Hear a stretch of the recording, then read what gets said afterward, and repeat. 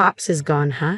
You're off to some facility starting tomorrow, my son declared coldly, as I sat there, still reeling from the grief of losing my husband. There wasn't even a hint of sorrow on his face for his father's death, just an unpleasant smirk. But don't worry, we'll make sure to properly inherit all of Dad's estate and the house. I was stunned. After not seeing him for so long, this was the first thing out of his mouth. His wife, standing beside him, seemed completely on board with inheriting everything too. They barely visited before, but now they show up just for this. There's no way I'd let them inherit anything. I'm Holly, married for 40 years. My husband and I had always talked about saving for retirement. We'll need about $1.3 million to retire comfortably, he'd say, and I'd agree. We'd worked hard and had some savings, enough that we wouldn't struggle immediately. But the worries never stopped. We do have a son, Kevin, but we haven't seen him in nearly 10 years. Who knows what he's doing now? We'd love to rely on him, but we can't depend on an absent son, especially with potential care needs in the future. Despite our worries, we managed to get by on our own, until one weekday afternoon when the doorbell rang. I thought it was a delivery, but when I checked the monitor, it was Kevin. He looked different from the last time I saw him, rougher, almost unrecognizable. "Hey, it's Kevin," I exclaimed, surprised, as my husband looked just as shocked. "Kevin? Really?" I rushed to open the door, and there he stood with an unfamiliar, flashy woman by his side. Who is this woman? I wondered, my mind racing with questions. Kevin, unfazed, stepped in and called the woman over. "What's going on?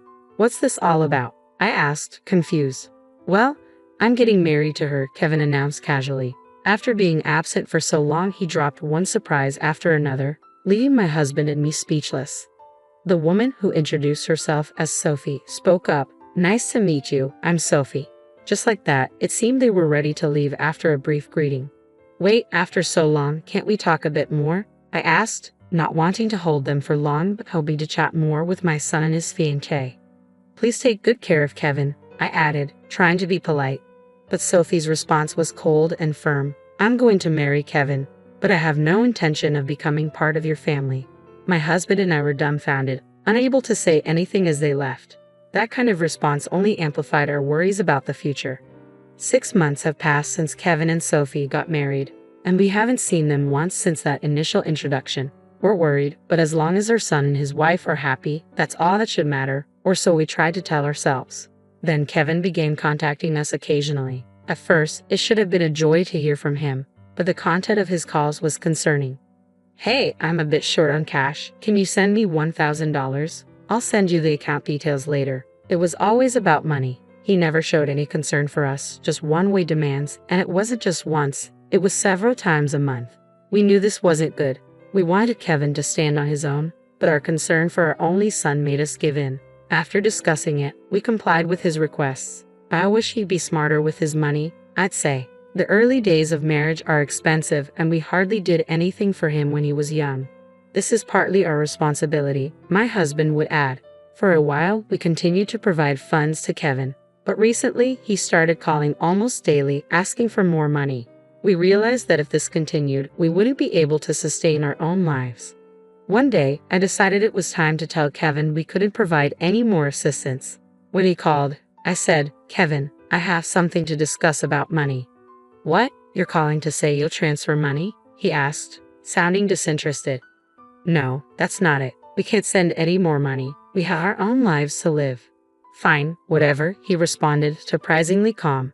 I thought we had finally reached an understanding, but my relief was short-lived. Barely an hour after we ended the call, Kevin stormed into our house, furious. "My life is a mess because of you too. It's your fault I dropped out of middle school.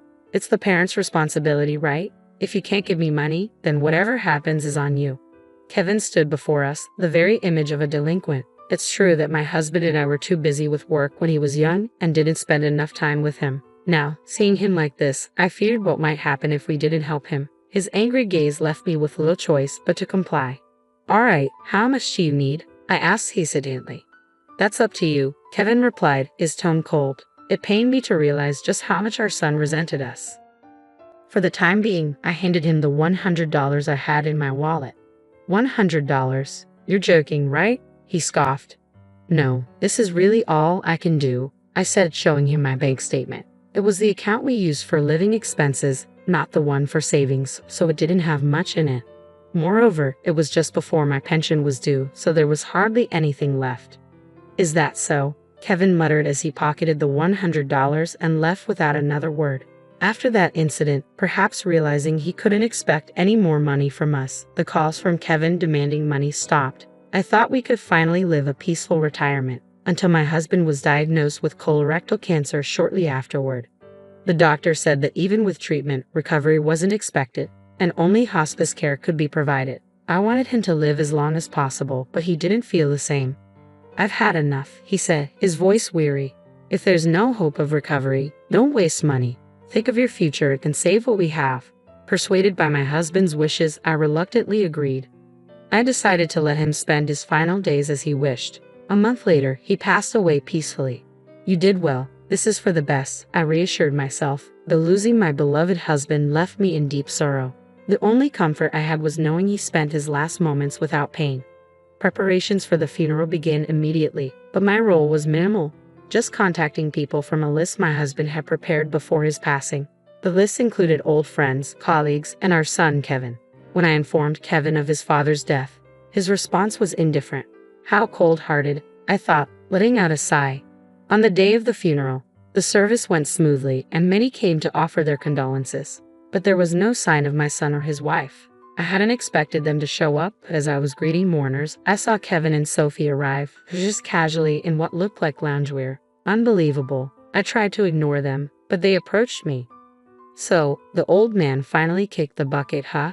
You should just go into a care home starting tomorrow," were the first words out of Kevin's mouth.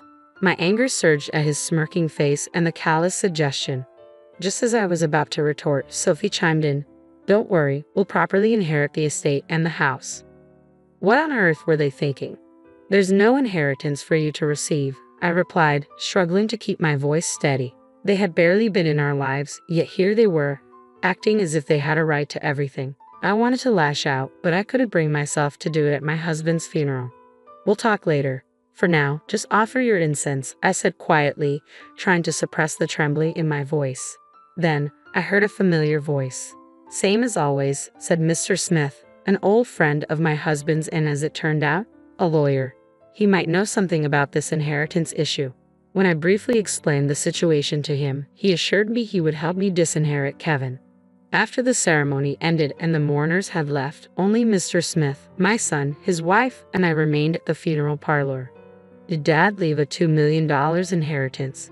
"Give it to us," quickly Kevin demanded, smirking as usual while Sophie looked on expectantly. They must have thought they were entitled to everything, but I had no intention of giving them a cent. "I'll make this clear. You won't be getting any inheritance," I stated firmly. Kevin, stunned by my words, reacted with anger. "What? You've got to be joking. That's impossible. You can't do that." "You think it's not allowed," I replied calmly. "Why don't we confirm with Mr. Smith here? I've already left the inheritance matters in his hands, so it's out of mine." Kevin scoffed dismissively. "What are you even saying? I don't care about some irrelevant old man." His vulgar language made me feel a deep shame, regretting that I had raised a son who would argue about inheritance at his father's funeral. Disgusted by his attitude, I turned to Mr. Smith and asked, "Please explain the situation." "Of course," Mr. Smith began. "Kevin, do you remember me?" "I don't know you. Who the hell are you?" Kevin snapped, his tone aggressive. Mr. Smith remained calm and undisturbed. "That's a shame. We used to play together when you were little." Kevin, uninterested in past memories, demanded, "So what? You're here to talk about Dad's estate, right? I'm the one who'll inherit it."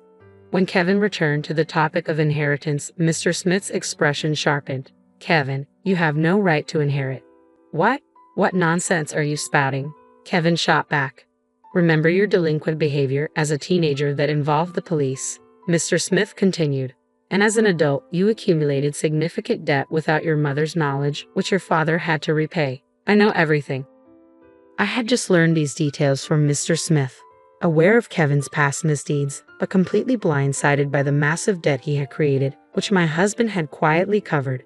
"So what?" Kevin spat. "It's a parent's duty to take care of their child. Besides, there's no doubt I'm his son, so naturally, I have a right to the inheritance."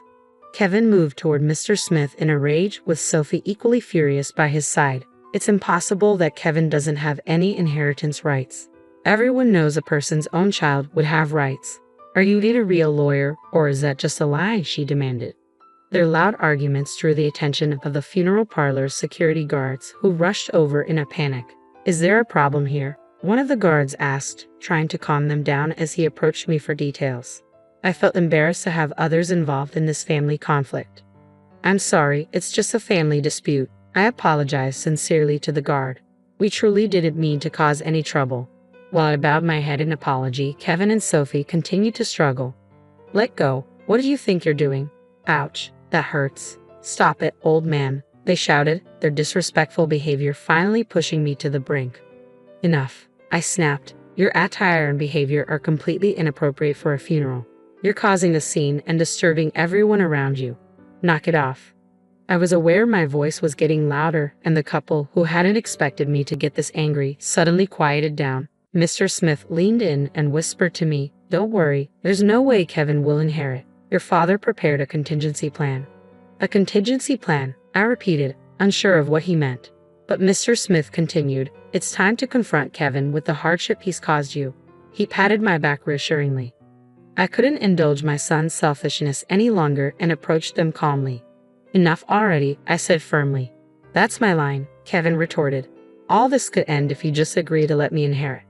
"I've told you countless times, it's impossible for you to inherit," I replied, moving closer with each step.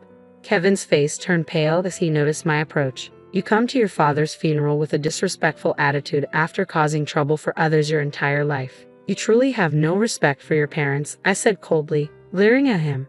"No, but that's because of you too. You were never home when I was a kid," Kevin protested, always quick to make excuses when cornered. "Yes, we weren't home, and I regret that," I admitted. "But many kids grow up in similar situations and don't spend their lives blaming their parents. It's pathetic to rely on your parents even as an adult." Kevin trembled silently, his head bowed. Whether from anger or sorrow, I couldn't tell, but I knew he was listening. It was time to resolve this once and for all. "Mr. Smith, please use the last resort you mentioned earlier." I had no idea what this last resort entailed, but it seemed like the only way to break through the current situation. In response, Mr. Smith handed me an envelope. Inside was a document titled Final Judgment Certificate of Inheritance. "What's this?" I asked, perplexed by the contents. I stared at the document in my hands, confused. "What does this mean?" I asked, both Kevin and Sophie looking on with curiosity. Kevin, cornered and defiant, shifted uneasily. Mr. Smith began to explain quietly, "During his lifetime, your father filed a court petition stating that he did not want Kevin to inherit any of his estate. This document proves that his petition was accepted." Kevin and Sophie were clearly shaken by this revelation, and I was struggling to grasp the situation. "When did this happen?" I asked, bewildered. "Your father asked me to keep it a secret from you," Mr. Smith continued. "Now that he has passed away, I believed it was the right time to present this document to you." "What does this mean?" Kevin demanded, his voice tinged with frustration. "Are you saying my father decided to cut me out of the inheritance? Why would he do that? Can this just be ignored?" Mr. Smith explained further, "Normally, a husband's estate would be inherited by his spouse and children. However, under certain circumstances, one can apply to disinherit a specific person. This is known as disinheritance." "So you're telling me my father took this step to exclude me?" Kevin's anger was palpable. "Is there any way this can be ignored?" I had never heard of such a measure before. The reality that my husband had gone to great lengths to ensure Kevin wouldn't inherit was sinking in. Mr. Smith added, "Unfortunately, it cannot be ignored. It has been legally recognized by the court, and the procedure is legally valid. Additionally, considering the significant debt Kevin has caused your father over the years, it's understandable why he would want to avoid leaving an inheritance." I had not been aware of the extent of Kevin's debt. How much debt did my son leave for my husband to cover? "It was $40,000, Mr. Smith replied. "Your husband was prepared to handle it himself rather than have Kevin demand money from him every month. There was an agreement that Kevin would repay it, but he broke that promise, which left your husband very angry." I was shocked by this revelation and turned to Kevin, who remained silent. His silence spoke volumes. "If you're going to be silent, then fine. Just leave," I said, my voice trembling with a mix of anger and despair. "I never want to see either of you again," I said firmly. You understand that you won't be inheriting anything." Kevin's defiant attitude persisted. "But surely there's something." My patience snapped. "Leave, you ungrateful son. Our ties are severed. Never come to see me again." Startled by my outburst, Kevin and Sophie quickly exited the room. I saw Kevin stumble in his haste and fall to the floor. "Mr. Smith, thank you. I don't know what I would have done without your help," I said, my voice filled with gratitude. "It was your husband's last wish," Mr. Smith replied. "Now you can find peace knowing his wishes were honored." Thanks to Mr. Smith's support, I was able to protect my late husband's inheritance. Without his assistance, I might have been forced into a difficult situation, vulnerable to Kevin and Sophie's demands. Kevin had never changed, and I no longer considered him my son. He and his wife could fend for themselves. I planned to ensure they received nothing from me. With these thoughts, I left the funeral. A week later, while sorting through my husband's belongings, the phone rang. "Hello, is this Miss Holly?" The voice on the other end was from the police. "Yes, it is. How can I help you?" "We have a son named Kevin, correct? We found 2 children living in a flat under his name, and they've been taken into protective custody." I was stunned. "What's the situation? Are these children my sons?" The officer continued. "We're also searching for Kevin but haven't located him yet. Could you please come to the station?" "I'll be right there," I replied, feeling a mix of dread and curiosity.